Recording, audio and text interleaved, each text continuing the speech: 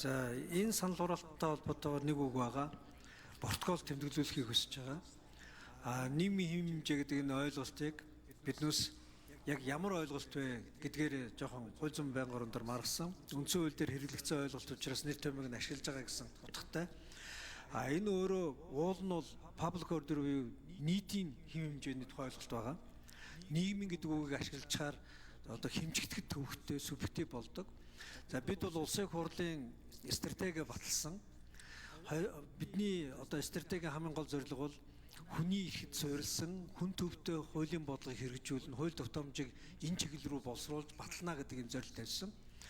Яагаад энэ нийгмийн эсвэл нийтийн гэдэг хоёр үгийн ялгаа гараад байгаа юм бэ гэхээр ер нь бол нийгмийн гэхээр субъектив төдийг хүнээсээ тасарчиж байгаа. Нийтийн гэх юм бол илүү олон хүнд хамаатай, олон хүний дунд тогтсон, хэвшигсэн хэв хэмжээний тухай ярьж байгаа. Тийм учраас өнөөдөр энэ хууль тогтоомжийн хуулийн дээр нийгмийн хэв журам гэдэг үг хэрэглэгдэж байгаа боловч цаад агуулгаараа нийтийн хэв журам буюу хүмүүсийн дунд тогтсон хэв журамд одоо гэдэг энэ агуулгаар нь хүний эрх хэрэгжүүлэх хязгаарлалттай холбоотой хууль орж ирж байгаа бол бусад олон хүний одоо аюулгүй байдал тэрний нийтлэг ашиг сонирхол хэв хэмжээг одоо эрхэмлэх хамгаалах зорилготой хязгаарт орж ирж байгаа шүү гэдэг агуулга хэрэгжилж байгаа шүү.